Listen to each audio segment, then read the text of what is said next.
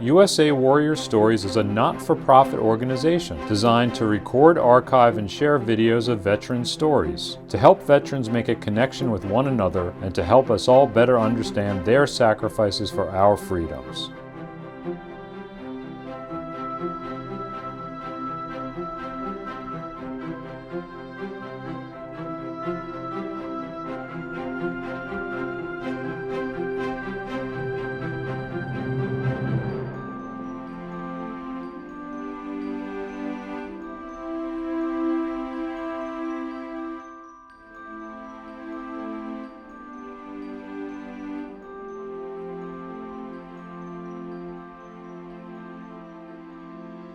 I'm Kirsten Komoroske. I'm the Executive Director of the Walt Disney Family Museum, and I've been here since 2013.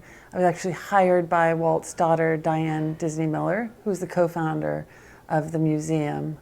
So Diane wanted to honor her father and his legacy, and so she had various ideas about how to do this, and eventually came to the fact that nothing short of a museum of this nature would properly honor him. And so it grew into a 40,000 square foot exhibition space in the Presidio of California. And she thought that her father would really like this location because he was such a patriot, and this country meant so much to him and gave him so much. And the mission of the museum is twofold. One, to tell the story of Walt Disney. Diane became concerned that the brand had become so big, people didn't understand that there was a man behind the brand. But the other part was to inspire people to heed their imagination and persevere in achieving their goals, because Walt had many challenges and setbacks and came from essentially nothing and was able to become this worldwide icon, impacting so many lives. And so she wanted people to understand that you too can come from nothing and achieve huge goals.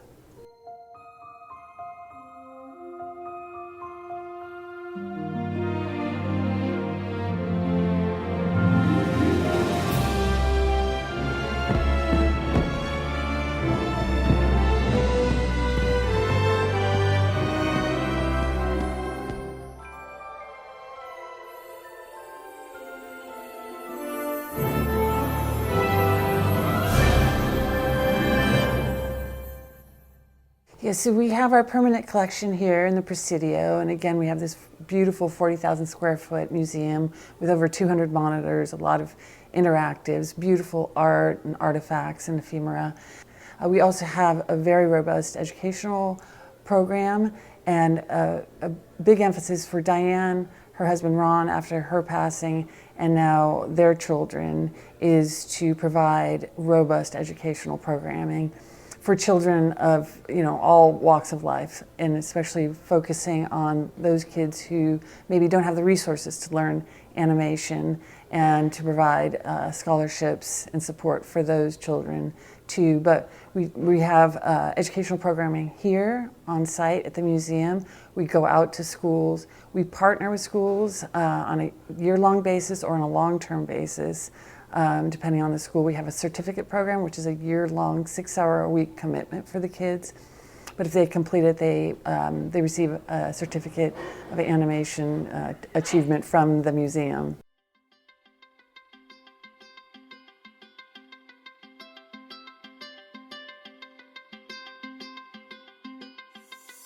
This is a group of 12 individuals who are fully committed to the program, who come in every single week, give up time on the weekends, after school, to actually come in and learn about this process. I was mind blown. I thought I would have to go into college to start learning how to animate. I realized that art is my passion, and I can't really see myself doing something else. This is a place where anybody can come and grow no matter who you are, and experience this as a casual hobby to this is the career that I want to develop and that I want to work on. So again, Walt was a patriot, and that meant a lot to Diane. And being here in the Presidio, we wanted to emphasize a connection to the commitment to veterans. And so we offer free admission to veterans and their families. We participate in the Blue Star Museums program for veterans, and so we really want to reach out to veterans and make them welcome here in the Presidio at the museum. The collaboration with the veterans means very much to us, and we did a special exhibition that featured art of veterans here at the museum a few years ago. This is WD FM, the official Walt Disney Family Museum podcast. Today, on this special episode, we take a closer look at our 5th Community Access exhibition, Veterans' Voices, Painted Realities, featuring original artworks by U.S. military veterans. This exhibition serves as a platform for the American veteran's voice to be heard through their own words and creativity rather than from depictions by non-veteran artists. To accommodate individuals who are unable to visit the exhibition in person, the museum will also be making Veterans' Voices Painted Realities available to view online in a virtual gallery on May 31st. A 3D rendering of the exhibition is currently in progress. Yeah, I love that. And for this particular exhibition, Veterans' Voices, the inspiration came in part by Walt Disney's service in the Red Cross Ambulance Corps in France during World War I, and from his studio's extensive contributions to the Allies' World War II effort. To reach artists from the veterans community, the Walt Disney Family Museum partnered with Veterans Alley, a nonprofit mural project in San Francisco's Tenderloin District. Artist, Navy veteran, and founder of Veterans Alley, Amos Gregory, led this art-making initiative with a peer-to-peer approach. Let's hear from exhibition co-curator Antonia DePenetreder about how this exhibition was developed. I want to first touch on the fact that this exhibition is with veterans, so we'll talk about why we chose that audience. But the short answer is just that Walt was incredibly patriotic. We know this. Anyone who's been to the museum knows this.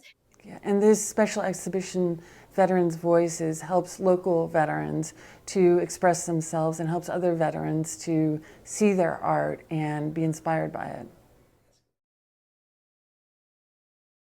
Walt forged his age so that he could enter into the American Red Cross ambulance program. Unfortunately, he got there after the armistice was signed, so he didn't see any action. But he did serve over there for some time after the war had ended. But he very much wanted to get involved in World War I. And when World War II rolled around, he got a call at home the day after the Pearl Harbor bombing that the military had taken over the lot, the studio lot in Burbank, because of the proximity to Lockheed. And so the troops came onto the lot, and he opened the lot for that purpose, and they used the screening rooms and the automotive sheds and stored ammunition there. And so he was very open to having the military use the lot for that purpose during the war. So we have the World War II Disney exhibition that's traveled so far to the Museum of Flight in Seattle. Then it went to the National World War II Museum in New Orleans, and then on to the Pearl Harbor Museum in Hawaii. That's right, yeah, that's the first major exhibition about this topic because there's a lot of sensitivity about it, obviously, but the museum felt very strongly that the story needed to be told. And as you know, Walt committed himself to not making a profit from the war effort, unlike other studios who did make considerable profit during the war. And he tried very hard to provide top quality output while not profiting from it, just providing it at cost to the government. So it's training films, propaganda films, educational films, the insignia.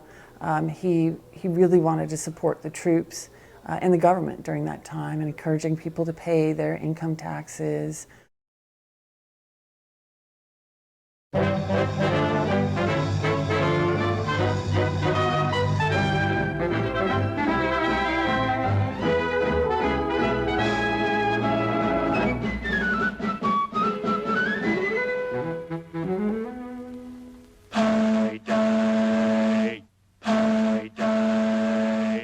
Yes, payday. Millions of dollars pouring into the hands of the American worker. Now, in the mind of the average worker, live two separate personalities. One, the thrifty. Wait a bit, laddie. You're going to save a bit of that, aren't you? Sure. Oftentimes, idle money burns a hole in your pocket, which brings out the other personality. The spendthrift. Hi, Big Shot. Come on with me. I'll show you how to spend your dough.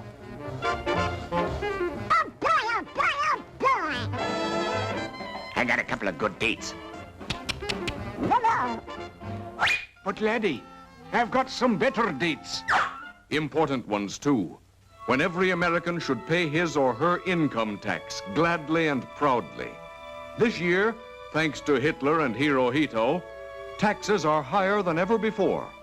Will you have enough money on hand to meet your payments when they fall due? We'll take care of that later. Forget it, forget it. But you don't want to forget our fighting men, do you? No, sir. Then you'll have to start saving right away to meet your tax payments. The fight for freedom. Freedom of speech, of worship. Freedom from want and fear. Taxes will keep democracy on the march.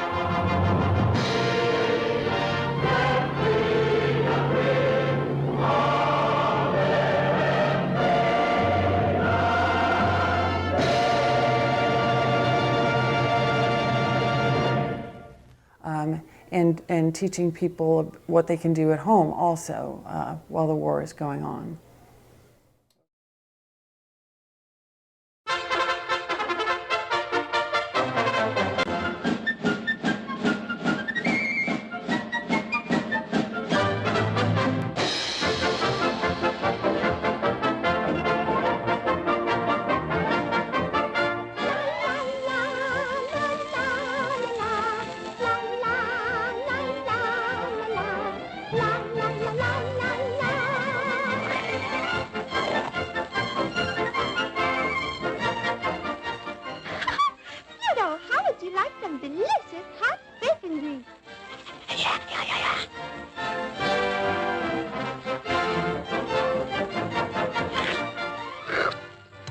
Don't throw away that bacon grease. Housewives of America, one of the most important things you can do is to save your waste kitchen fats, bacon grease, meat drippings, frying fats. We and our allies need millions of pounds of fats to help win the war. For fats make glycerin, and glycerin makes explosives. Every year, 2 billion pounds of waste kitchen fats are thrown away. Enough glycerin for 10 billion rapid-fire cannon shells. A belt 150,000 miles long, 6 times around the Earth. A skillet of bacon grease is a little munitions factory. Meat drippings sink Axis warships.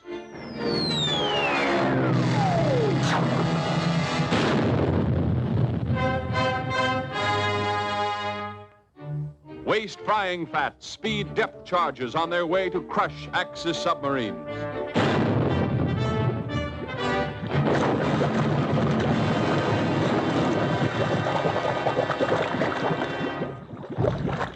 Your pound of waste fat will give some boy at the front an extra clip of cartridges. Do you still want the bacon grease, Pluto?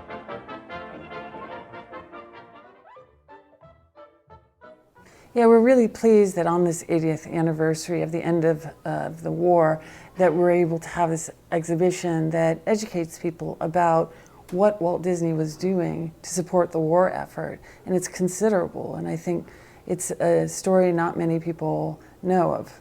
And in fact, the exhibition catalog that accompanies the exhibition, even after the exhibition left our museum, it's one of our top sellers. People really want to know this story and understand it, and are interested in how much impact Walt had on helping with the war effort. The other interesting thing is they watched this extensively at the Pentagon, and it really, because we weren't very sophisticated in air power before World War II, but then when Germany was really kind of moving ahead, you know, they were kind of trying to figure out what to do, and watched this film over and over, which is interesting.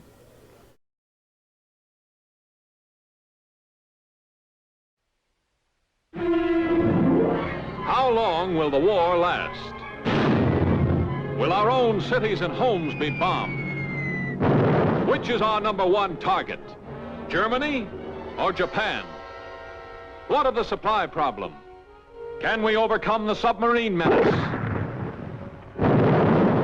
Can air power bomb Germany into submission? Can we build planes that can bomb Japan direct from continental America? Are we making full use of American air power?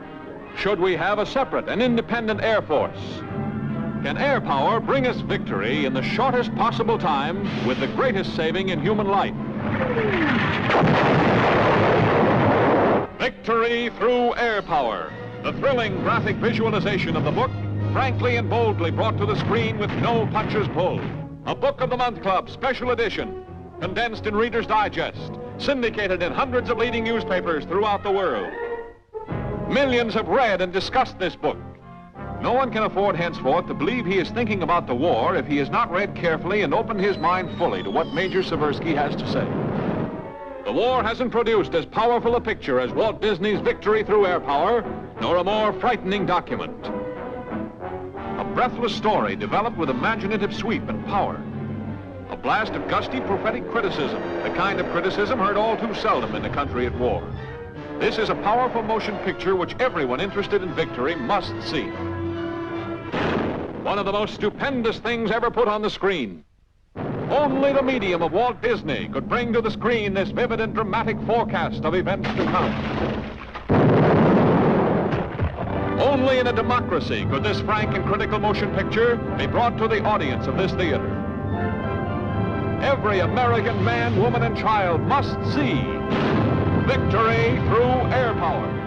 Yeah, so we're thrilled to be partnering with the U.S. Merchant Marine for the celebration in the Presidio to mark the end of the 80th anniversary of the end of the war.